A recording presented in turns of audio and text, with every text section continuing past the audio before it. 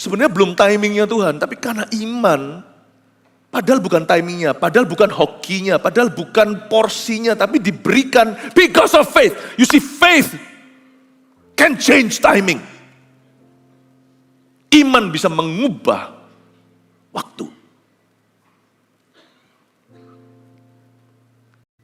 Iman bisa mengubah nasib. Iman bisa mengubah skor terakhir.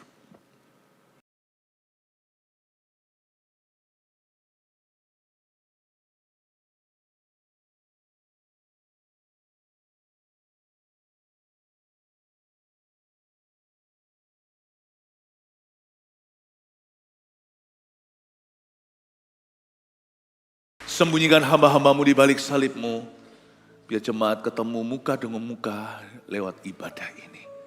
Yesus, kau kucinta, datanglah. Datanglah rohmu yang tidak kelihatan itu, berkuasalah dalam kebaktian ini. Bebaskan setiap yang terbelenggu. Dalam nama Yesus.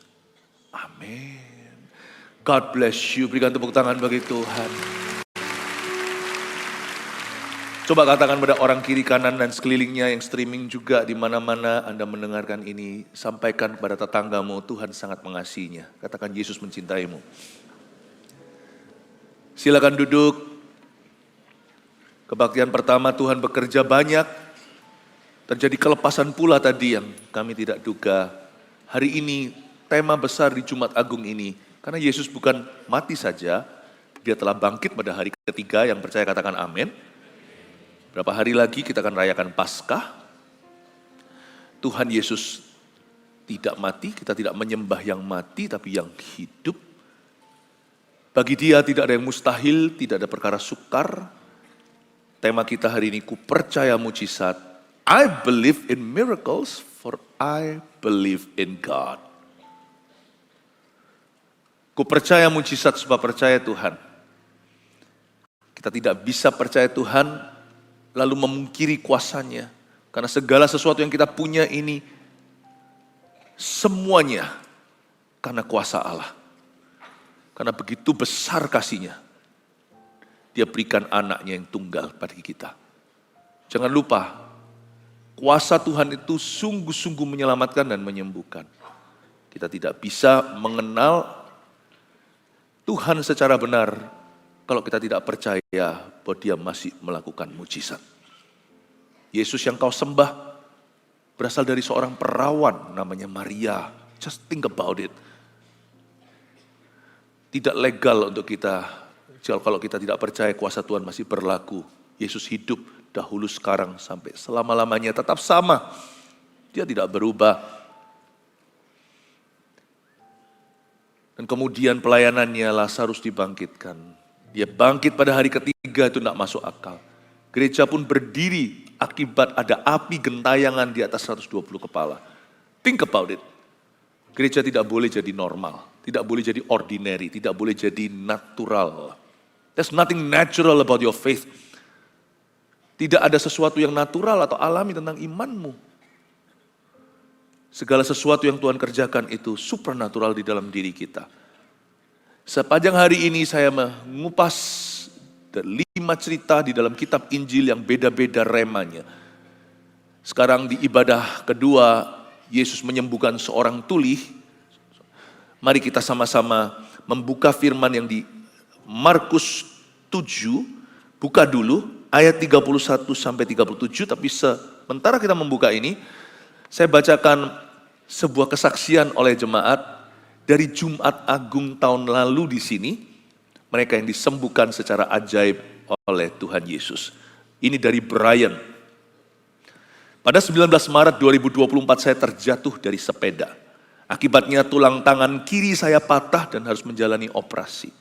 Saat itu saya berusia 12 tahun. Berarti sekarang dia umur 14 ya.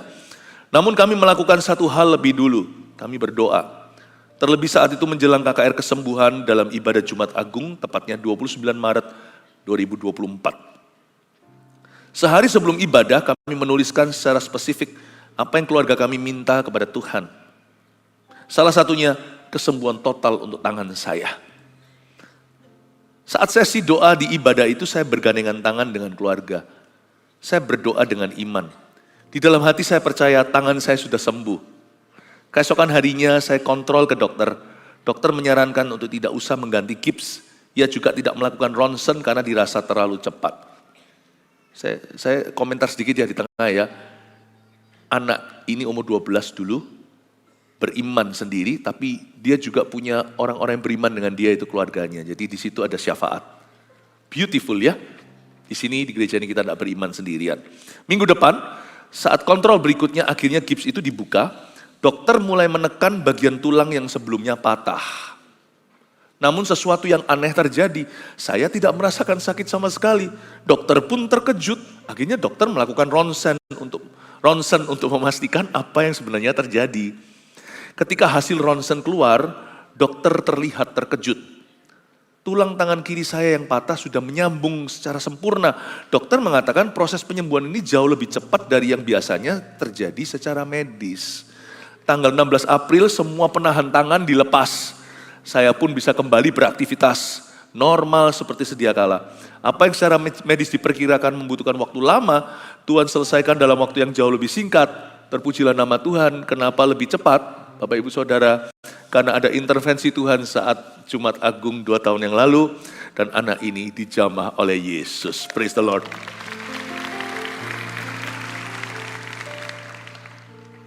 Kalau lain ditolong saya juga, katakan amin. Tuhan itu tidak pernah pilih kasih. Kita semua anak kecil di matanya. Asal kita punya iman seperti anak kecil. Kita tidak meragukan, jangan bimbang. Tuhan kita tetap sama kok 2 tahun lalu sama hari ini. Markus pasal yang ke-7, Yesus menyembuhkan seorang tuli, ayat 31 sampai 37. Saya bacakan dulu semua ayatnya, lalu saya bahas ayat per ayat dengan Anda. Kemudian Yesus meninggalkan pula daerah Tirus, dengan melalui Sidon pergi ke Danau Galilea di tengah-tengah daerah Dekapolis. Di situ orang membawa kepadanya seorang yang tuli dan yang gagap dan memohon kepadanya supaya ia meletakkan tangannya atas orang itu. Dan sesudah Yesus memisahkan dia dari orang banyak sehingga mereka sendirian, ia memasukkan jarinya ke telinga orang itu, lalu ia meludah dan meraba lidah orang itu. Kemudian sambil menengadah ke langit, Yesus menarik nafas dan berkata kepadanya, "Ephata," artinya terbukalah. Maka terbukalah telinga orang itu, dan seketika itu terlepas pula pengikat lidahnya. Lalu ia berkata-kata dengan baik. Yesus berpesan pada orang-orang yang ada di situ, supaya jangan menceritakannya kepada siapapun juga. Tetapi makin dilarangnya mereka, makin luas mereka memberitakannya. Mereka takjub dan tercengang dan berkata, "Ia menjadikan segala-galanya yang baik. Yang tuli dijadikannya mendengar, yang bisu dijadikannya berkata-kata." Katakan puji Tuhan. Ayat 31. Kemudian Yesus meninggalkan pula daerah Tirus dan dengan melalui Sidon. Tirus Sidon sering disebut bebarengan di dalam kitab Injil. Kayaknya mereka bersebelahan. Lalu melalui Sidon dia pergi ke Danau Galilea, tempat ministrinya Tuhan. Galilea, kampung nelayan. Di tengah-tengah daerah Dekapolis. Kok banyak geografi, saya jelaskan signifikansinya. Apa meaning atau artinya? Tidak perlu dibuka, tapi baru di awal pasal atau saat itu pagi harinya Yesus baru saja dikonfrontasi oleh orang-orang Farisi. Dan Yesus menegur mereka, kalian ini dengan mudahnya mengesampingkan firman Allah untuk memelihara adat istiadat.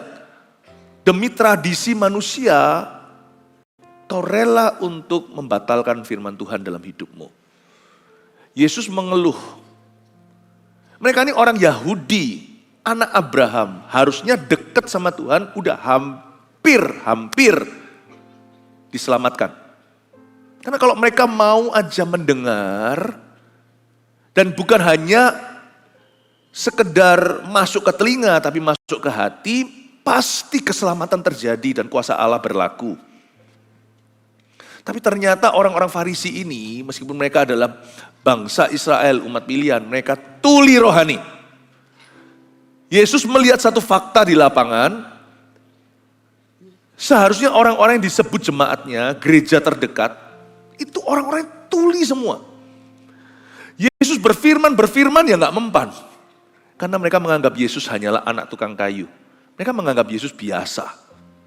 Tapi orang yang jauh malah dapat mujizat.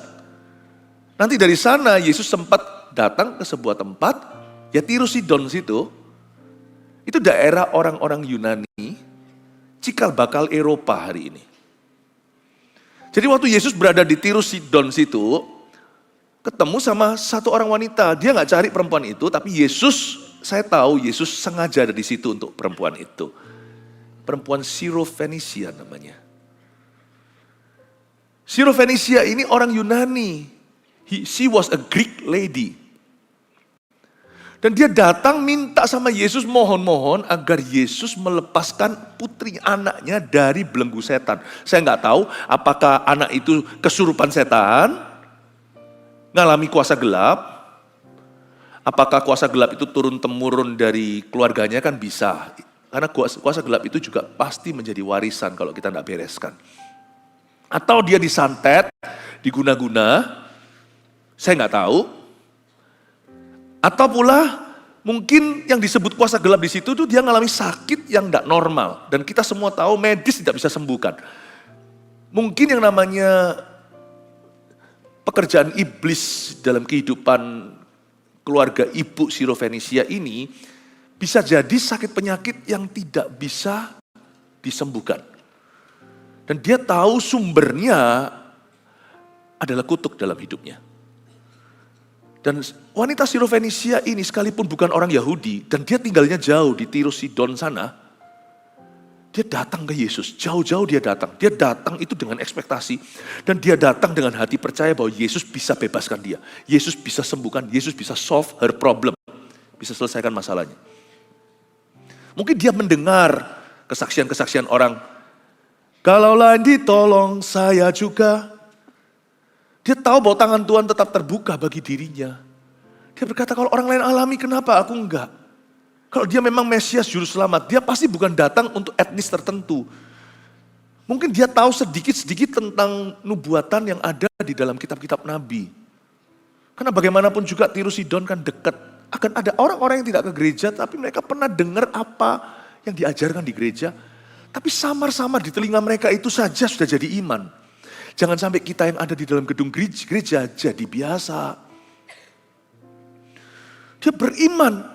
Kalau dia Mesias yang dijanjikan, berarti dia untuk semua umat manusia. Beranilah dia datang, tolong sembuhkan. Yesus berkata, roti tidak untuk anjing.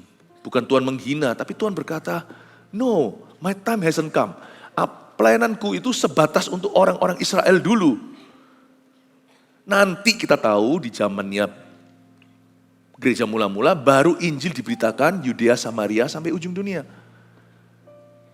Sebenarnya belum timingnya Tuhan, tapi karena iman, padahal bukan timingnya, padahal bukan hokinya, padahal bukan porsinya, tapi diberikan because of faith. You see, faith can change timing. Iman bisa mengubah waktu. Iman bisa mengubah nasib. Iman bisa mengubah skor terakhir. Dia beranikan diri memang Tuhan, dia tidak marah atau tersinggungan, dia berkata, tapi anjing pun makan dari remah-remahnya. Yesus terharu, iman kayak gini gak kutemukan di antara orang Farisi berapa ayat sebelumnya. Setelah disembuhkan, wanita itu pulang ke rumah melihat anaknya dibebaskan. Entah dibebaskan itu artinya apa, mungkin sembuh sekalian dari sakit penyakit. Kadang-kadang ada penyakit tertentu karena kuasa gelap, tidak semua penyakit dari setan. Karena memang kita ini hidup di dalam dunia yang tidak sempurna, jatuh dalam dosa. Tapi pokoknya, setan yang membelenggu anaknya itu lepas. Yesus sekarang, mari kita lihat ayat 31 lagi. Kemudian Yesus meninggalkan Tirus dan Sidon. Dia kembali ke Galilea. Tuhan itu baik ya. Ini adalah gesture, ini adalah suatu gerak-gerik tubuh yang sangat-sangat murah hati. Dia membawa mujizat itu closer to home. Dia bawa ke Galilea yang notabene adalah jemaatnya. Kalau orang lain yang jauh ditolong, Kalau anjing pun makan remah, masa anak-anak mati kelaparan? Dibawalah mujizat itu ke Galilea. Kerinduan Tuhan hari ini di dalam ibadah Jumat Agung adalah jemaat kita juga akan mengalami kesembuhan. Bukan hanya lewat misi di tempat jauh, Afrika, Brasil dan sebagainya. Here, at home. Sebagai gembala sidang, saya ingin mencerminkan hati gembala agung. Kami tidak ingin ada jemaat lagi yang sakit, ada jemaat yang mati prematur. Kami tidak ingin. Makanya hari ini mari kita beriman kepada Tuhan. Jangan jadi biasa, coba katakan kanan kirinya, jangan jadi biasa sama Tuhan Yesus. Amin. Dan itu di tengah-tengah daerah Decapolis. Decapolis itu artinya 10 cities atau 10 kota. Itu adalah daerah di pantai Galilea. Jadi di dekat danau Galilea ada satu kota yang semuanya orang bukan orang Yahudi. Di situ juga ada peternakan babi. Decapolis itu tempat itu loh, ada orang yang Gerasa yang sampai dilepaskan dari setan, dari legion 4.000 roh jahat. Kiri kanan. Orang lain ditolong kanan kiri kita. Jangan kelewatan. Ini, Yesus ada di Galilea hari ini. He's here. He's here. He's here to heal you. He's here to set you free. Dia di sini untuk membebaskan setiap kita. Kita lihat ayat 32, di situ orang membawa kepadanya seorang yang tuli dan yang gagap. Dan memohon kepadanya supaya ia meletakkan tangannya atas orang itu. There is room for intercession, ayat 12 ada ruang untuk syafaat. Fungsi gereja hari ini juga bersyafaat untuk jemaat. Acara ini diadakan juga supaya kita melihat kuasa Tuhan berlaku atas jemaat kita. Di situ, di Galilea itu, ada orang yang membawa ke Yesus, seorang yang tuli dan gagap. Dan mereka, atau satu orang atau dua atau berapa orang, mereka memohon kepadanya. Lord, place your hands on him. Taruhlah tanganmu atas orang itu. Karena mereka pernah melihat Yesus menaruh tangannya atas seseorang, orang itu sembuh. Dan mereka ingin Yesus meletakkan tangan yang sama itu ke atas badan temannya. Yang tuli dan gagap itu. Ada power dalam penumpangan tangan. Makanya nanti kita akan gandengan tangan. Karena ribuan orang, ini sekarang overflow-nya juga penuh semuanya. Dan ini live streaming sampai kemana-mana. Pesan yang sama didengarkan oleh gereja kita, jemaat kita sampai ke ujung dunia. Waktu kita gandengan tangan nanti, sama dengan tumpang tangan, there is power. Ada kuasa dalam penumpangan tangan karena diajarkan oleh Tuhan. Karena diteladankan oleh para rasul. Penumpangan tangan adalah salah satu doktrin Kristen. Dan Tuhan memberi kita sebuah metode yang gampang sekali. Tinggal percaya waktu kita melakukan, sesuatu terjadi. Kita nggak perlu pakai cara yang rumit seperti praktik-praktik kuasa gelap. Harus begini, harus cari kembang, harus cari begitu. Rohnya bisa astral body masuk. Jangan jadi Roh Kudus, aneh-aneh. Simple aja, tumpang tangan, believe in His word. Believe in His promise, percaya pada janji Tuhan, percaya pada firman Tuhan. Dan taruhlah seluruh imanmu pada Kalvari. Yesus berkata, it is finished, sudah selesai. Waktu kita perjamuan suci, saya bacakan Yesaya 53, you see. Karena bilur-bilurnya menyembuhkan, bukan hanya dosa kita yang ditebusnya, tetapi juga sakit penyakit kita dipikulnya. Ganjaran yang harusnya menimpa kita itu ditimpakan atasnya. Dan oleh bilur-bilurnya kita sembuh. Ada kuasa pada penumpangan tangan.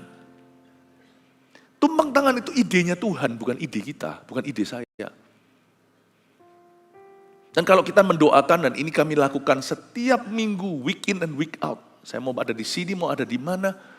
Kami hamba-hamba Tuhan, gembala-gembalamu ini semua, pemimpin-pemimpin rohani itu rajin tumpang tangan ke jemaat, cuman gak tentu terlihat.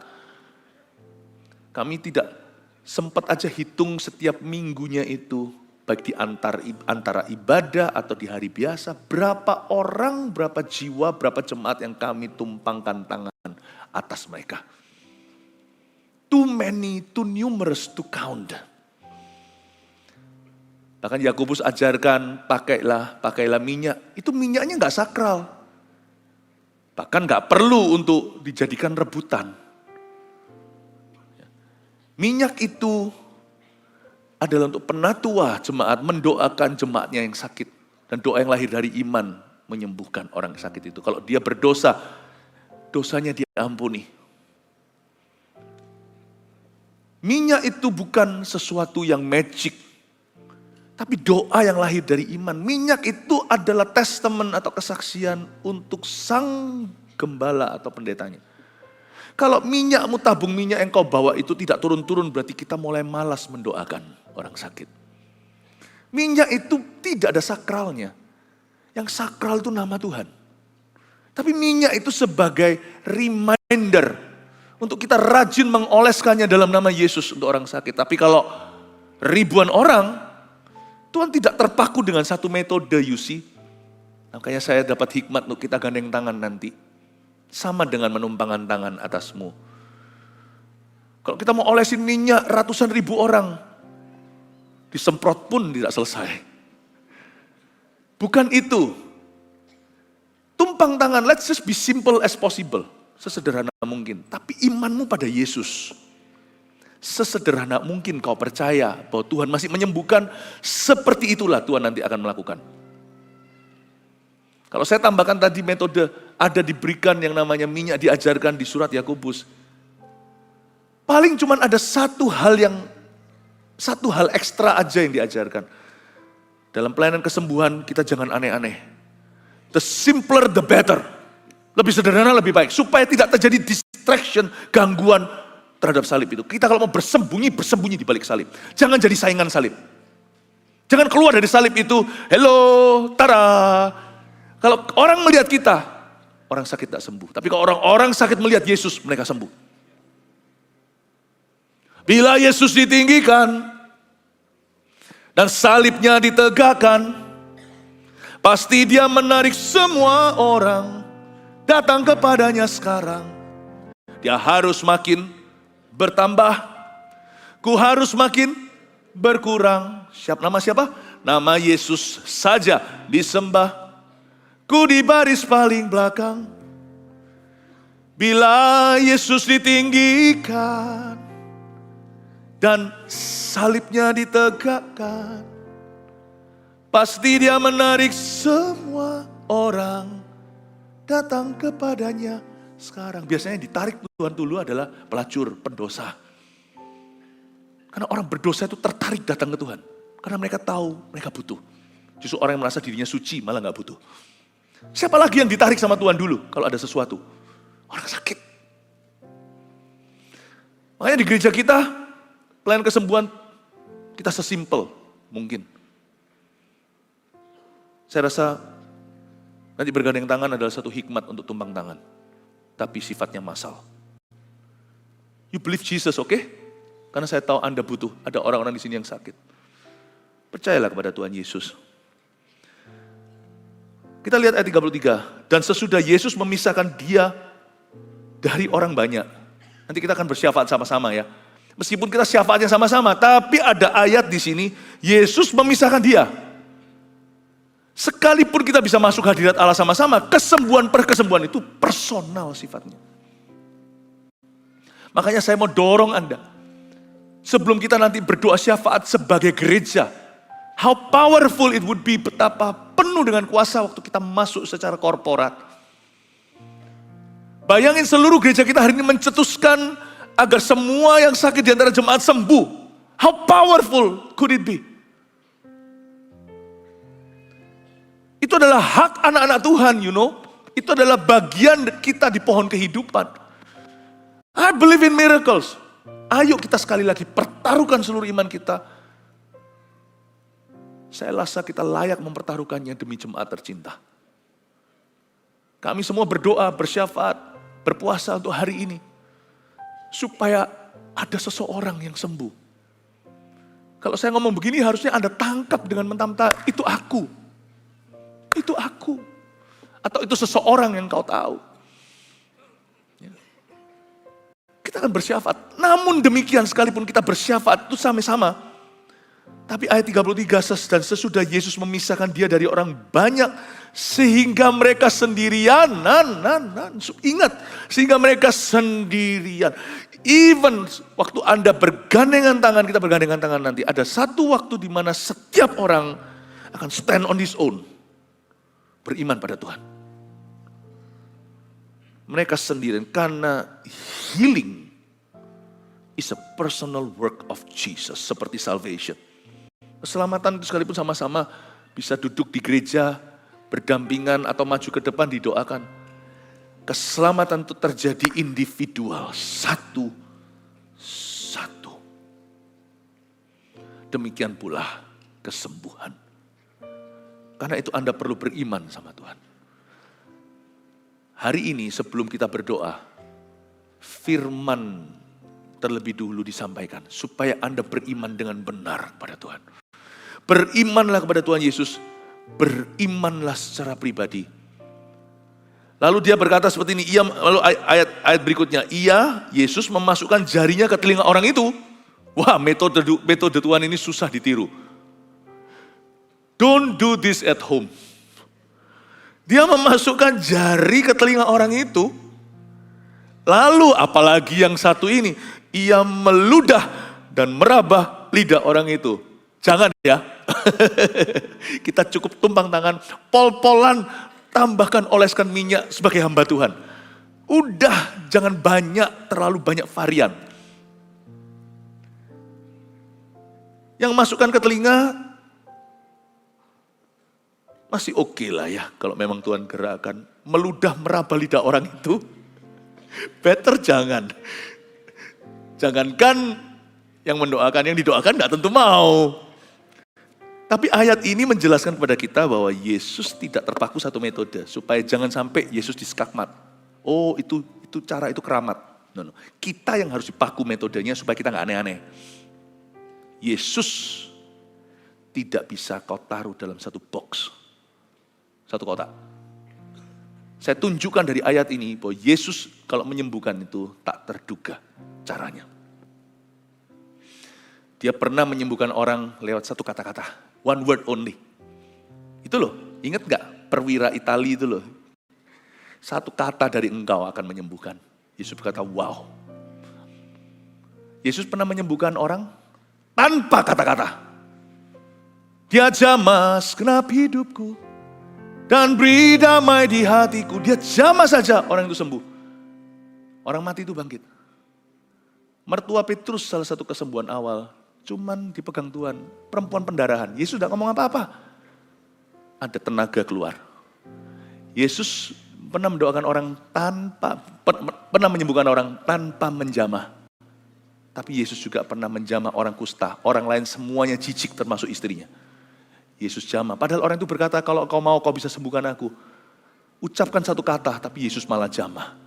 Tuhan tidak bisa dipaku. Dia tidak bisa dipatok. Kali ini, dia letakkan jarinya, masukkan dalam telinga orang tuli. Lalu meludah dulu, lalu pakai ludahnya sendiri meraba lidah orang itu. Tapi waktu saya renungkan kenapa dia lakukan itu, ini kasih loh. Meskipun jangan kita tiru. Saya tunjukkan ya. Orang tuli ini kan dibawa datang ke Yesus karena temannya. Dia sendiri gak tentu mau, dia sendiri gak tentu percaya. Tapi hari itu, apa yang Yesus lakukan ketika letakkan jarinya ke dalam telinganya. Seperti orang tuli itu dunianya sepi. Sekalipun dia bisa melihat orang sekelilingnya, tapi kedap suara. Anda baru komunikasi merasa dekat sama seseorang waktu video call contohnya, suaranya ada.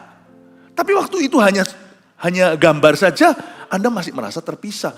Dia itu merasa selalu lockdown, selalu isolasi. Dia sudah lama tidak merasakan suatu jamahan personal.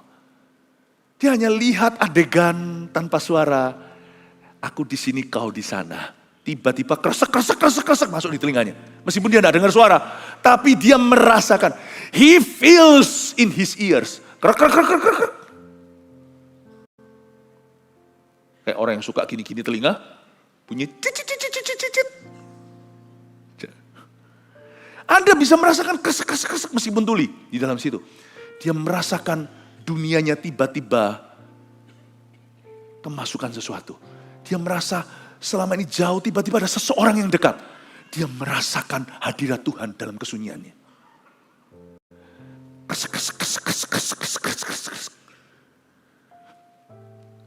Dia lihat Yesus tadi, and Jesus gain his attention. Yesus dapat perhatian orang ini. Orang ini tadi cuman dia nggak bisa komunikasi gimana, diajak juga ikut sama temennya, tapi dia merasa semua ini nggak ada hubungan sama dia. Tiba-tiba waktu Yesus masukkan jarinya, kaget orang itu pasti. Dia lihat Yesus. Semoga kresek itu bunyinya. I love you, I want to heal you. Dia lihat Yesus. Terpaku sejenak.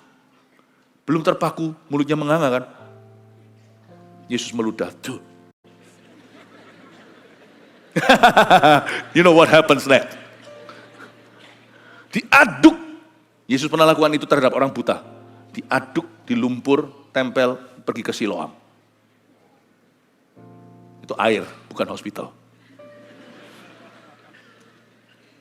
Diaduk di sana, lalu ditaruh di lidahnya. Dia terkejut. Dibuka mulutnya. Mau tahu yang Yesus lakukan? Ludahku adalah tempat lalu lalangnya firmanku. Ku taruh firmanku di mulutmu. Receive! Receive word. Hari itu, his world was invaded by the divine. Dunia yang sunyi, yang gagap, diserbu oleh yang ilahi. Dan dia tidak merasa sepi lagi. Waktu saya baca ini, saya merasakan orang itu, Tuhan kenapa gak hanya sembuhkan aja kan sudah beres cerita. No. Tuhan selalu ingin orang itu merasakan hadirnya dalam penyakitnya. Nanti waktu kita gandengan tangan, jangan pikir penyakitmu dulu. Hampiri Tuhan aja. Akan ada sesuatu yang mengalir dalam duniamu. Amin Bapak Ibu. Kembali ke dokter tapi segala sesuatu yang Tuhan kerjakan hari ini, semua kesembuhan yang akan terjadi, yang boleh terjadi, yang akan terjadi, semua pasti akan diverifikasi lewat meja medis. Everything Jesus does is proven. Semua yang Yesus lakukan akan terbukti. Lalu setelah itu, bawalah kesaksianmu, sebab kesaksianmu itu nanti bukan untuk saya. Saya percaya seseorang akan disembuhkan, saya tidak ragukan. Tapi kesaksianmu itu adalah untuk dirimu. Karena ketika Anda bersaksi, Anda jadi berkat buat orang lain. Dan juga untuk orang lain yang punya pergumulan yang sama. Karena oleh darah anak domba, oleh kesaksian kita, iblis dikalahkan. Ya.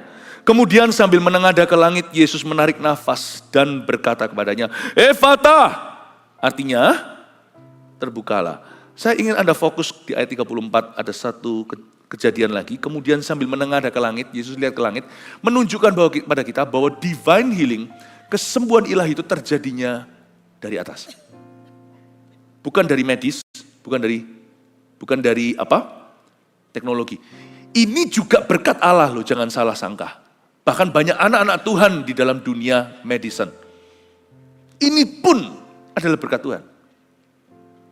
Tapi kesembuhan yang terjadi lewat proses manusia, obat-obatan, teknologi pengetahuan, semuanya itu juga ada restu dari Tuhan. Itu adalah sesuatu yang baik. Semua yang baik, yang sempurna datang dari Bapa, kata Alkitab. Jangan kau sesat. Semua yang baik dan sempurna. Itu bukan mujizat, itu berkat. Kalau Anda bisa sembuh lewat medis segalanya, that's your blessing from God. Makanya sebelum minum obat, kita berdoa dulu, terima kasih Tuhan, ku letakkan imanku padamu. Ya? Tapi divine healing, mujizat kesembuhan ilahi tidak lewat proses manusiawi, it comes from above. Makanya Yesus sebelum membangkitkan Lazarus, dia menengadah ke atas. Dan kali ini sebelum orang tuli itu mendengar, keywordnya Tuhan adalah, passwordnya itu, Ephata, terbukalah. Waktu diludah, waktu dimasukkan jari, belum mendengar dia. Tapi waktu Yesus tekan tombol lampunya, on off-nya, Ephata, boom, something from heaven fell upon that person. Sesuatu dari sorga, boom, turun atas telinga orang itu. Boom, Saya tuh curiga di atas sana itu semua spare partnya ada untuk kita. Tuhan yang bikin kita kok. Semua cerita ini kenapa dia meludah, nanti saya tunjukkan. Itu dia mau bicara sama orang sekelilingnya bahwa aku bukan hanya Yehova Rafa, akulah pencipta alam semesta. Waktu Yesus mengaduk-ngaduk untuk mata orang yang buta itu, di tanah, lumpur tanah itu, bukankah kita, hai Adam dan Hawa, terbuat dari debu dan tanah itu? Tapi tidak tercipta kesembuhan ilahi itu sebelum Tuhan beri perintah. Segala sesuatu dimulai dari firman-Nya. Kau berfirman dan pulihkan aku. Dan berfirmanlah anak manusia, jadilah terang, terang jadi. Yesus menunjukkan pada semua bahwa akulah pencipta, I am the creator. Semua spare part-mu ada di aku. Kau boleh minta, mintalah, maka diberi. Carilah, kau akan mendapat. Ketoklah, pintu akan dibukakan. Baktian 1 tadi saya jelaskan, ketok sekali nggak cukup karena semua orang suruh dia bungkam. Karena itu kalau kita minta sama Tuhan, minta sungguhan. Kalau kita berdoa, berdoa sungguh-sungguh, jangan setengah-setengah. Jangan gampang menyerah. Faith should be personal. Iman harus pribadi, sangat personal. Tapi iman juga tidak boleh setengah hati. Kalau Anda mau beriman, berimanlah sungguh-sungguh pada Tuhan. Dari zaman Yohanes Pembaptis, yaitu di zaman perjanjian baru sekarang kerajaan Allah diserong. Apa artinya diserong dalam bahasa Inggrisnya? From the day of John the Baptist, the kingdom of God suffers violence, and the violent in faith should conquer it. Kerajaan Allah diserong, dan orang-orang yang benar-benar sungguhan berimannya itu yang memperolehnya. Makanya itu saya beritahukan, nggak boleh ikut-ikutan. Kalau soal keselamatan itu kita bisa sama-sama dalam sebuah movement kegerakan rohani di mana banyak orang diselamatkan, tapi setiap orang yang diselamatkan itu satu persatu memutuskan. Kesembuhan, kolam Bethesda segalanya, tapi waktu Yesus datang untuk menyembuhkan si lumpuh, dia nggak ready. You see, kesembuhan itu sekalipun bisa terjadi lewat sebuah movement goncangan seperti ini, tetapi nanti setiap orang yang mengalaminya itu pribadi dengan Tuhan. Amin Bapak Ibu. Sekalipun banyak orang bersyafaat untuk dirinya. Terbukalah, maka terbukalah telinga orang itu. Boom, sesuatu terjadi dari atas. Ya. Dan ayat 5:34 kemudian sambil menengadah ke langit, Yesus menarik nafas. Katakan Yesus menarik nafas. Dalam bahasa Inggrisnya itu, dan juga di dalam bahasa Septuagint atau bahasa Yunani kunonya, Yunani perjanjian baru ini, dia bukan hanya menarik nafas, itu kan gini. Lebih tepatnya, saling melengkapi antar bahasa. Jesus sighed. Sadarkah Anda? Ini bukan bernafas. Lebih tepatnya juga buang nafas. Kayaknya bernafas ya. Padahal dia sedang mengeluh. Yesus itu merasakan your pain.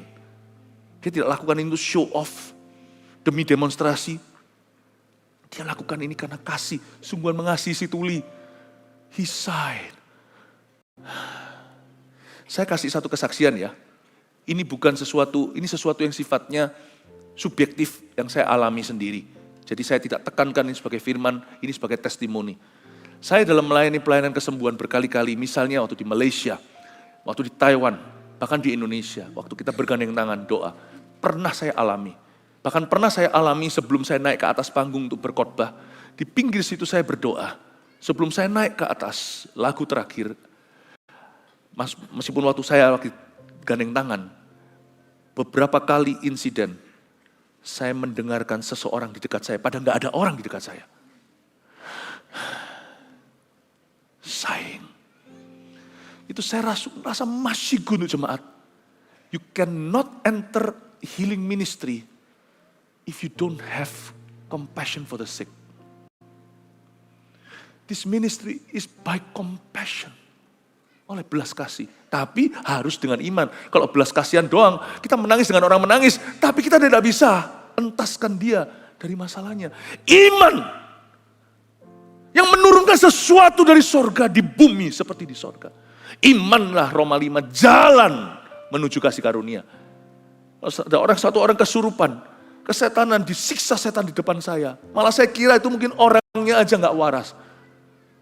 Orang itu nggak keruan di situ, saya ikut nangis, kasihan. Apa gunanya kasihan? Harus ada orang yang garang dengan iman dan berkata, tinggalkan dia. Melepaskan orang itu dari belenggu. Memang tidak berhenti sampai belas kasih.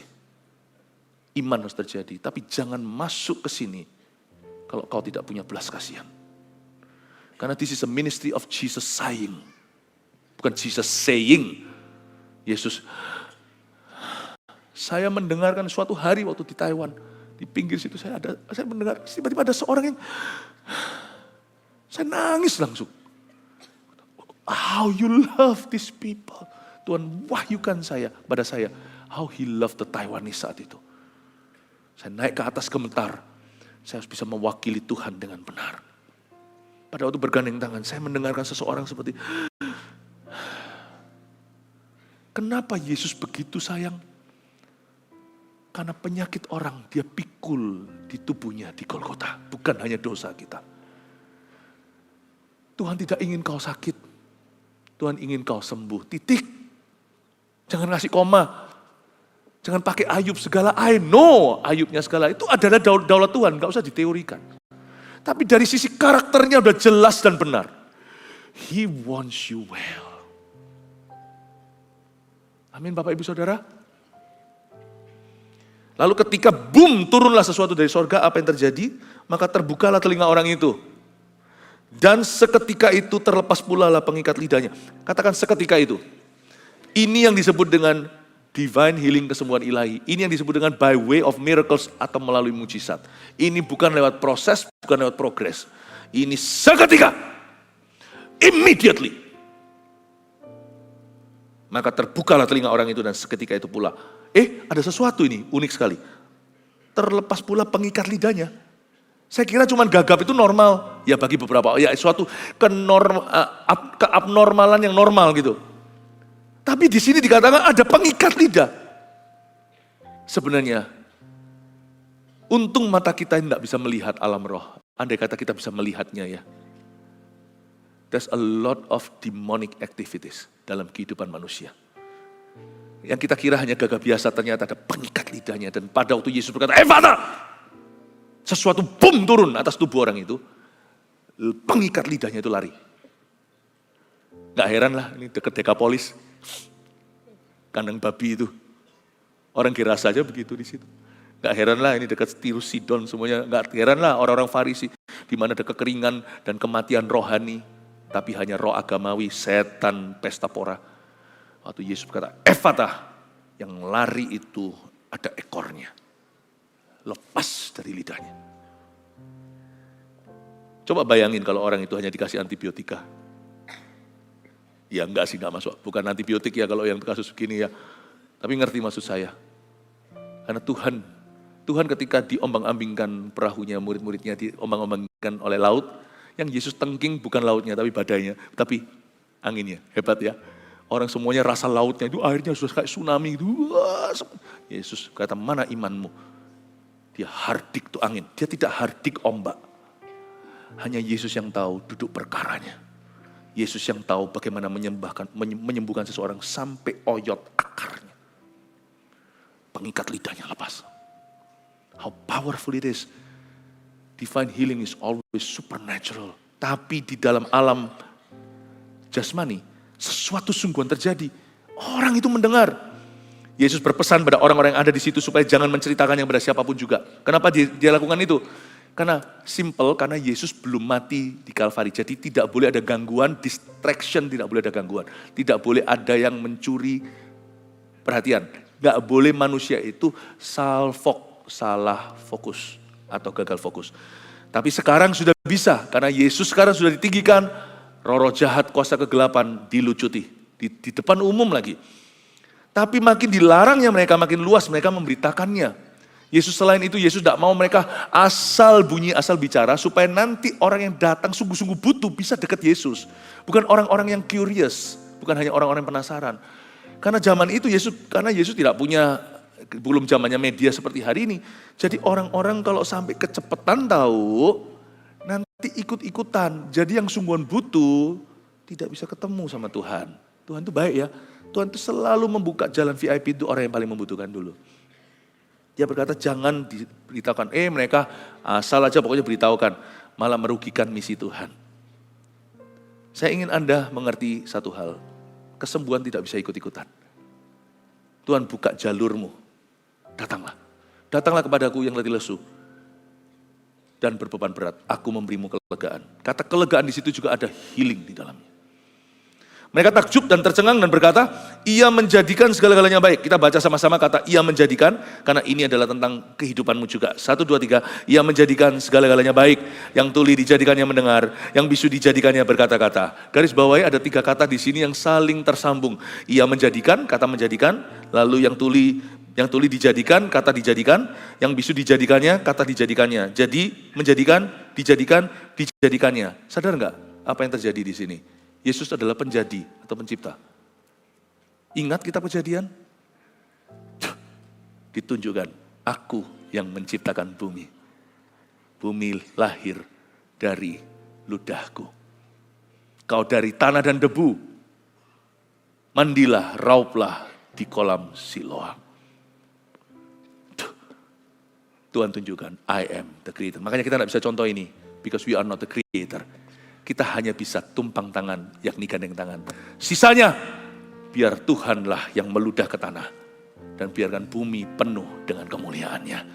Biarkan Tuhan menyembuhkan Anda hari ini, karena Tuhan sayang Anda. Haleluya, mari kita semua bangkit berdiri. Engkau telah menaburkan begitu banyak kesaksian yang akan menyusul nanti. Demi kemuliaan-Mu dan demi lebih banyak lagi jiwa yang disembuhkan, diselamatkan, dibebaskan. Berkati jemaat-Mu yang sangat Kau sayangi, Kau kasih, yang Kau beli dengan harga mahal ini. Hai tangan berlubang paku yang Kuhormati dan hargai. Engkaulah yang mengulurkan tangan-Mu dan memberkati umat-Mu. Jemaat yang terkasih, pergilah sembuh, pulanglah sehat. Bawalah iman, bawalah kemantapan hati bahwa Tuhan-Mu mengasihi-Mu dan tiada yang mustahil baginya. Pulanglah membawa suatu urapan baru, dan di dalam nama Yesus bertumbuh sampai Tuhan datang.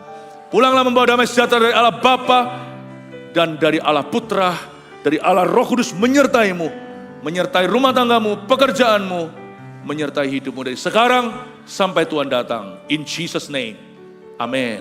Tuhan Yesus memberkati.